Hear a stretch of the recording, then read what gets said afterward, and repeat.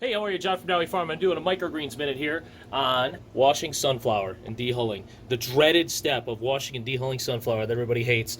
Anyway, what I do is I cut my sunflower, I throw it in this sink, I give it a little swirly swirl, and then you'll see a lot of the stuff collects on the side.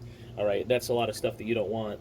All right, and I'm going to get rid of that. But as I go here, I will take this and I will pick it out one by one clump by clump. Let me set the camera down here, and I will pull these off. Okay, there we go. And I will fire them into the other sink. And I will do that over and over.